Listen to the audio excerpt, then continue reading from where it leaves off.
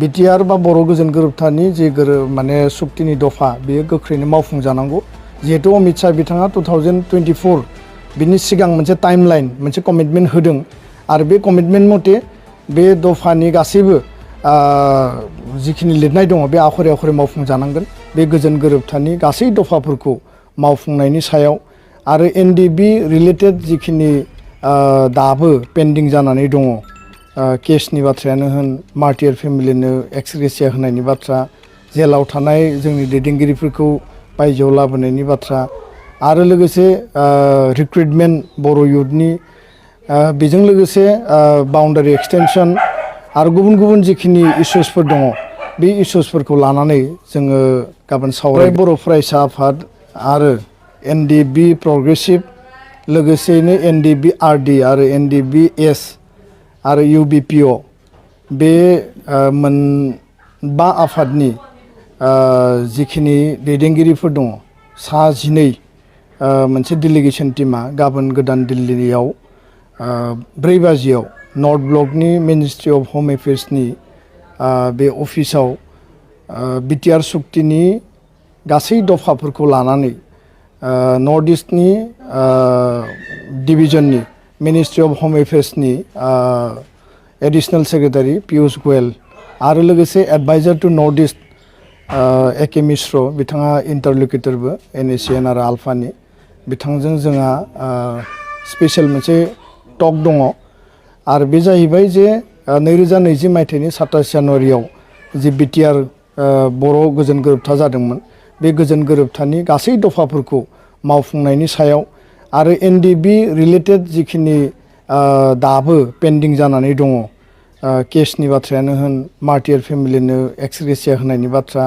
जेलाव थानाय जोंनि दैदेनगिरिफोरखौ बायजोआव लाबोनायनि बाथ्रा आरो लोगोसे रिक्रुटमेन्ट बर' युथनि बेजों लोगोसे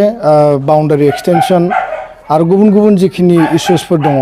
बे इस्युसफोरखौ लानानै जोङो गाबोन सावरायगोन मिजिंथिदों गाबोननि सावरायनाया खोब फ्रुटफुल जागोन खारन 2.5 बोसोर जाबाय सुक्ति जानाया 2.5 बोसोरनि उनाव बे गिबि खेबनि थाखाय जोङो मोनसे जइन्ट इनिशिएटिभआव गासै सिगनेटरि अर्गानाइजेसनफोरखौ लाफानानै जों जयै सावरायगोन आरो बेयाव जोङो खोब माने आसाबादि जों मोजां फिथाइ मोननो हागोन होननानै जोङो आसा खालामदों सावरायनायाव दुलाराय बर' फरायसा आफादनिफ्राय आंजों लोगोसे जोंनि लोगो आफादगिरि खोरोमदाव औवारि आरो सासे लोगो आफादगिरि रोमदोन बसुमतारी एनडिबि प्रग्रेसिभनि मोनसे समनि आर्मि चिफ सिला आरो लोगो भाइस प्रेसिडेन्ट बिजायख्लं आरो लोगोसेनो एनडिबि आरडिनिफ्राय बिथांमोननि बारग' गाहाय नेहाथारि बि अनजालु आरो दानसोरां लोगोसेनो रिमोनलां बिथांमोना 3 बाहागो लागोन आरो एनडिबि एसनिफ्राय फेरेंगा माने रनजित बसुमतारी बिथाङा बाहागो लागोन लोगोसेनो इउबिपिअनि 2 आफादगिरि मनरन्जन बसुमतारी गाहाय नेहाथारि पिताम्बर ब्रह्म जों गासैबो सिगनेटरि अर्गानाइजेसननि टीमा जोङो हम मिनिस्ट्रिनि अफिसियेलफोरजों गुवारै आरो गोथौयै सावरायगोन आरो उइदिन माने टाइम फ्रेमनि गेजेराव जाहाथे लेटार इन स्पिरिट बर' गोजोन गोरोबथानि गासै दफाफोरा जाहाथे मावफुंजायो बे बाथ्राखौनो लानानै जों इनसिस्ट खालामगोन आरो बेयाव गुबै बाथ्राया बेनो जे बाउन्डारि एक्सटेनसन जानांगौ कार्बि आंलंनि एसटि प्लेननि इस्युखौ गोख्रैनो मावफुंनानै होनांगौ आर्टिकेल 280 डाइरेक्ट फाइनेन्सनि बाथ्रा दङमोन बेजों लोगोसे फरेस्ट राइट एक्टआव हा लेन्ड पाट्टा होनाय लोगोसेयैनो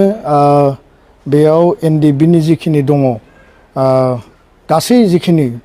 भुटानावबो दाबो दङ होननानै जों मिथियो जेलावबो दङ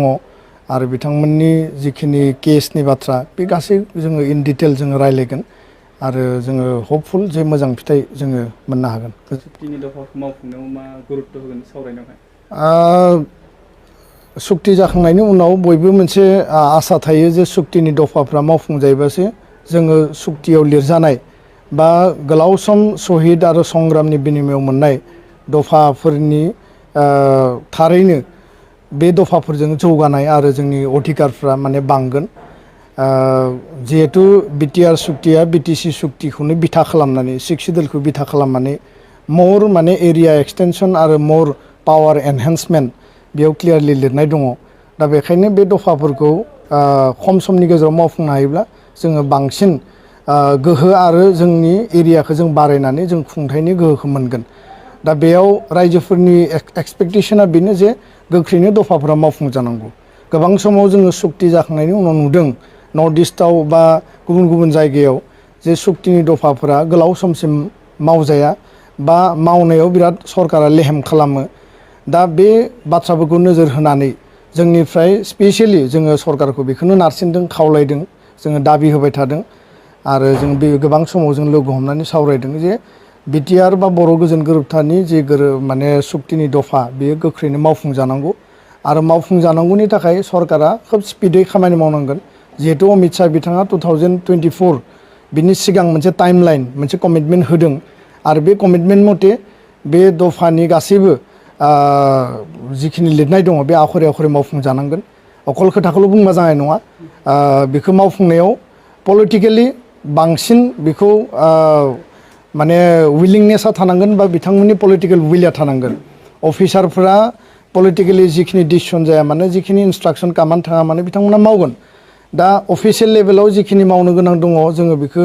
कोअर्डिनेसन खालामनांगौ रायलायनांगौ फल'आप खालामनांगौ बे खालामगासिनो दङ किन्तु पलिटिकेल लेभेलाव पलिटिकेल उइलखौ बांसिनै जोंनो प्रयजन दङ होननानै जों फिल खालामदों बेखायनो भारत सरकार आसाम सरकार गासैबो लेभेलनि जिखिनि रल आरो रेसपन्सिबिलिटि बिथांमोना मावफुंनांगौ आरो मुभमेन्ट सिगनेटरि अर्गेनाइजेसन हिसाबै गिबि खेबनि थाखाय गाबोनो जोङो जयैनो